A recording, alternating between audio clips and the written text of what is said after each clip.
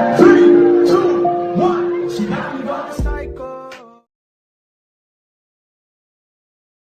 Morning dear students. आज हमारी class जो है that is about constructional features of three phase induction motor. कल भी हमने थ्री फेज इंडक्शन मोटर के बारे में पढ़ा था, लेकिन हमने क्लासिफिकेशन पढ़ी थी और थोड़ा सा थ्री फेज इंडक्शन मोटर के बारे में पढ़ा था। आज हम थोड़ा सा इसकी कंस्ट्रक्शन फीचर्स की बात करें। जब भी हम कंस्ट्रक्शन फीचर्स की बात करेंगे तो कल भी मैंने आपको यही चीज बोली थी, जब भी किसी आप मोटर या जनरेटर को लिखते हो ना, एग्जाम में अगर क्वेश्चन आ गया तो हमेशा स्टेटर और रोटर लिखना ही लिखना है। स्टेटर हो गया जो उसका क्या है, STATIONARY, स्टेशनरी पार्ट स्टेटर, और रोटर कौन सा है, rotating the part which rotates is rotor and which remains stationary is stator. Now यहाँ पे आ जाओ, मोटर आप सब लोगों ने देखी होगी, घरों में जो पानी के लिए हमने मोटर लगाई है that is single phase induction motor. Fan में जो मोटर है that is single phase induction motor. मैं घर की मोटर की बात करता हूँ। एक उसके आउटर केज होता है, आउटर कवरिंग होती है, तो मोटर की एक आ गया जी आउटर फ्रेम। वो outer frame normally cast iron या कास्ट स्टील का है।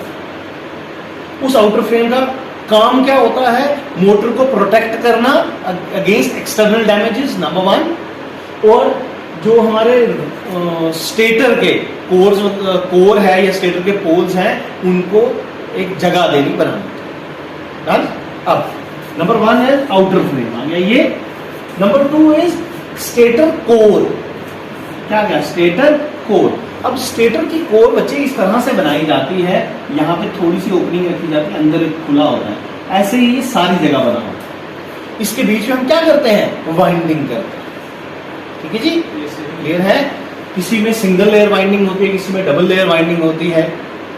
तो हम ये कह सकते हैं स्टेटर कोर इस तरह से होती है, उसमें खड्डे अंदर की तरफ, बाहर की तरफ खड्डे होते हैं। मतलब अगर ये स्टेटर कोर है तो बाहर की तरफ उसमें क्या होंगे, गड्ढे होंगे, जिन गड्ढों में हम क्या करेंगे, वाइंडिंग को रखेंगे। और स्टेटर कोर बनाया जाता है सिलिकॉन स्टील स्टैंपिंग्स का। सिलिकॉन स्टील मटेरियल यूज होता है। स्टील में हम क्या करते हैं, सिलिकॉन मिक्स करते हैं, तो सिलिकॉन स्टील बन जाता है। उसकी हम पतली पतली शीटें बनाते हैं, तो वो हो जाती है स्टैंपिंग्स। फिर हम इस शेप में उसको काटते हैं, 150 शीटों को इकट्ठा करके एक कोर बनाते हैं। ऐसा हम क्यों करते हैं, क्योंकि सिलिकॉन स्टील मटेरियल को यूज करने से और उसकी स्टैंपिंग्स काट के उनको जोड़ने की वजह से इसमें लॉसेस कम होते हैं, एडी करंट और हिस्टैरिसीस लॉसेस। अभी मैं एक्सप्लेन नहीं कर रहा, ये हम पढ़ेंगे जब हम लॉसेस के बारे में पढ़ेंगे। डन। ये हो गया स्टेटर कोर। स्टेटर कोर किस चीज का बना होता है, सिलिकॉन स्टील स्टैंपिंग्स। अब मैं क्या कर रहा हूँ, ब्रैकेट में लिख रहा हूँ जिस चीज की वो चीजें बनी है। इसके बीच में जो वाइंडिंग हमने की दैट इज स्टेटर वाइंडिंग। ये स्टेटर कोर है तो जो वाइंडिंग होगी वो स्टेटर वाइंडिंग। और वाइंडिंग हम जहां पे भी करेंगे मोस्टली वाइंडिंग किसकी होगी, कॉपर की ही इस्तेमाल। ठीक है जी, तो ब्रैकेट में मैंने CU लिख दिया था। अब क्योंकि ये सारा पोर्शन रुका हुआ रहता है, घूमता नहीं है, तो ये सारा किसका पार्ट आ गया, स्टेटर। अब बीच वाला पोर्शन जो है वो घूमता है। तो सबसे पहली जो बीच में जो चीज होती है उसको हम क्या कहते हैं, शाफ्ट। वो शाफ्ट SS की बनी होती है। SS जो है ये है स्टेनलेस स्टील की। क्योंकि सारा बोझ उसके ऊपर है तो ये सबसे बढ़िया मटेरियल की हम बनाते हैं। ठीक है जी, स्टेनलेस स्टील जिसके बर्तन हमारे घर के, उस चीज ये शाफ्ट है। अब शाफ्ट के ऊपर बना होता है हमारा रोटर कोर। रोटर कोर फिर से हम सिलिकॉन स्टील स्टैंपिंग्स का बनाते हैं, तो रोटर कोर हो गया, उसमें से रोटर वाइंडिंग होगी कॉपर। अब ये जो रोटर है ये दो तरीके से बनता है, या तो वो स्क्विरल केज रोटर होगा या फिर वो वाउंड। स्क्विरल केज, गिलहरी का पिंजरा, कल भी हमने थोड़ा सा डिस्कस किया था कुछ इस तरह से। उसमें क्या होगा, ये एंड रिंग्स होंगी, ये एंड रिंग है हमारी, और ये bars of conductors. There are bars of conductors, मोटे मोटे बार्स, जैसे नहीं हम दिवाली पे वो सुरसुरी जलाते हैं तो उसकी नहीं रॉड्स ही बच जाती है, वो रॉड समझ लो वैसी रॉड्स को हमने जोड़ा और साइडों पे हमने रिंग बना दिया।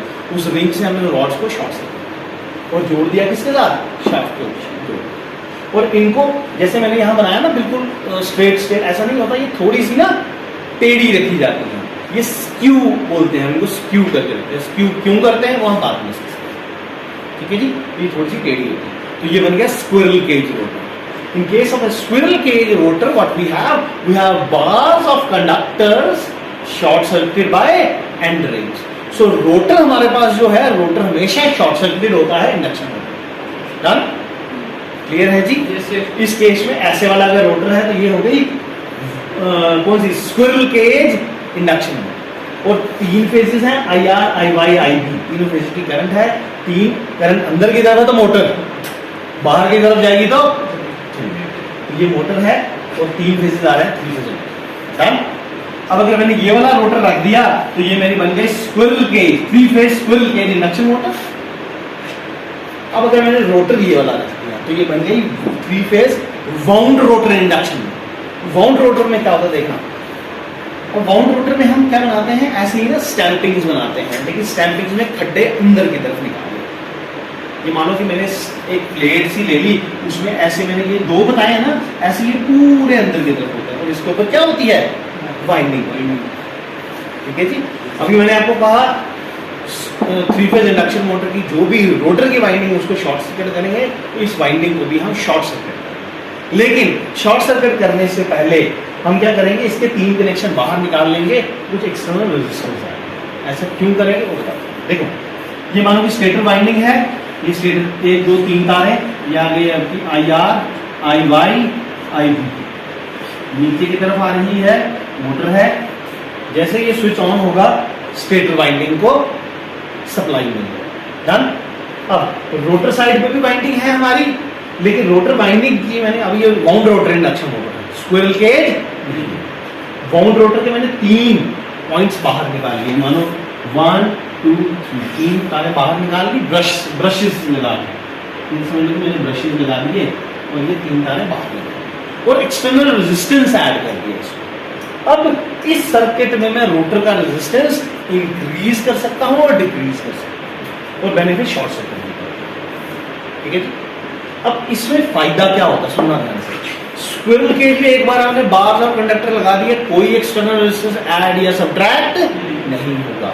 लेकिन इसमें हमने क्या कर दिया, इसमें हमने 3 तारें बाहर निकाल ली और एक्सटर्नल रेजिस्टेंस रख दिया। अब ये जो एक्सटर्नल रेजिस्टेंस है ना, ये स्टार्टिंग टॉर्क में बहुत काम आता है। अगर ऐसे हमें टॉर्क ज्यादा चाहिए, शुरू में ताकत बहुत ज्यादा चाहिए, तो हम रेजिस्टेंस हाई रखते हैं।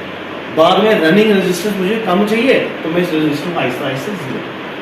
ठीक है, इसीलिए मैंने रेजिस्टेंस बनाया और उसके ऊपर एरो बना दिए। जो एरो है ये करता है एक्सटर्नल वेरिएबल रेजिस्टेंस को डिफाइन करता है। सो अच्छा हाँ, इसके ऊपर एक हुक होती है जिससे हम इसको होल्ड करते हैं या पिक करते हैं, बड़ी हैवी होती है क्योंकि ये, और अर्थिंग के लिए भी हम उस हुक को इस्तेमाल कर सकते हैं। So I think this is all about construction feature of 3 phase induction motor, and as far as book is concerned, you can refer Electrical Machines by VK Mehta. This is one of the standard books. ठीक है, but for polytechnic students you can go for Eagles as well. Eagle हो, Unique हो, या Capson की कोई भी book हो, वो भी ठीक है। ठीक है, लेकिन स्टैंडर्ड की पढ़ना चाहते हो तो वो फॉरेन ऑथर है Electrical Machines by Stephen Chapman, वो थोड़े आप लोगों के लिए टफ हो जाएगा, आप VK Mehta। कोई डाउट है किसी को तो बताओ, शाबाश। खत्म करें हम इसको, क्लास को।